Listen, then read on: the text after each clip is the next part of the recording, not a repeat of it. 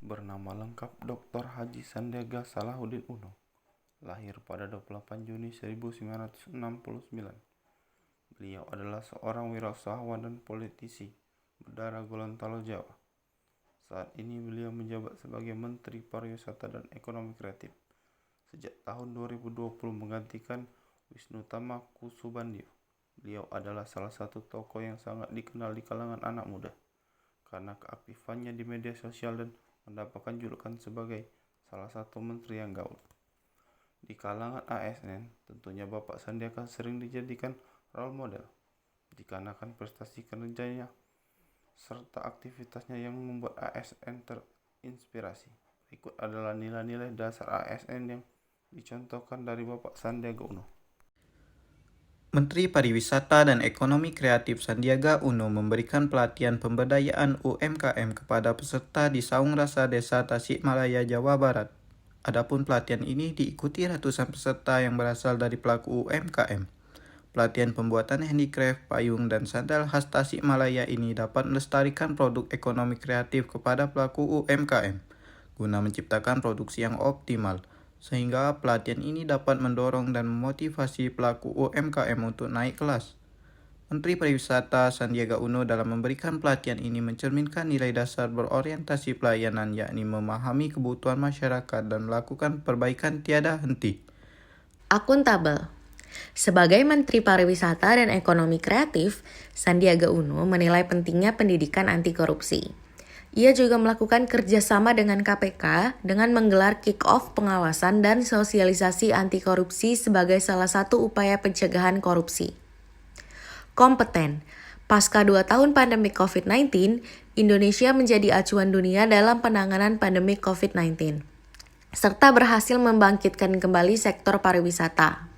Pesan ini disampaikan oleh Sandiaga Uno selaku Menteri Pariwisata dan Ekonomi Kreatif dalam event high-level thematic debate of tourism yang diadakan oleh United Nations General Assembly Hall, New York, Amerika Serikat.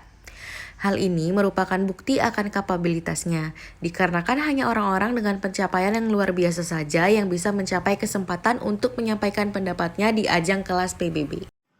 Loyal. Sejak dilantik menjadi Menteri Parekraf, Sandiaga yang sempat berseberangan kubu dengan Jokowi di Pilpres 2019 mengungkapkan alasannya mau masuk ke kabinet Jokowi. COVID-19 ini adalah game changer. COVID-19 ini mengubah segalanya, terutama ketika 2 minggu terakhir saya bertafakur, tadabur, berkontemplasi, refleksi bahwa kita semua akhirnya harus bersatu padu. Ujar Sandiaga kepada wartawan di Kompleks Istana Kepresidenan, Jakarta Pusat, Rabu 23 Desember 2020. Sandiaga mengajak masyarakat untuk menyingkirkan kepentingan pribadi dan mendorong kontribusi untuk negara, memberi kontribusi terbaik, memberi sumbangsih pada bangsa dan negara, serta menyingkirkan kepentingan-kepentingan pribadi, politik, atau golongan.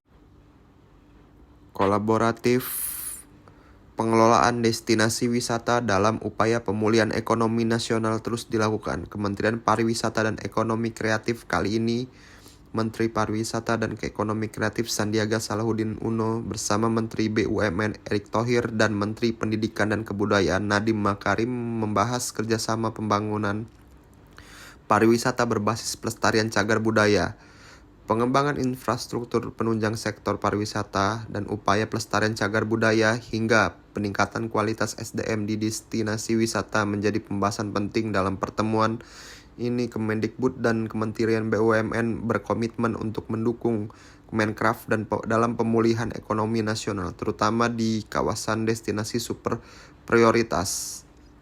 Pertemuan ini diharapkan dapat menjadi langkah awal untuk peluang pariwisata Indonesia yang sempat terpuruk selama pandemi. Pemulihan sektor pariwisata tidak terlepas dari upaya pemerintah untuk membangkitkan dunia pariwisata agar berdampak positif kepada masyarakat.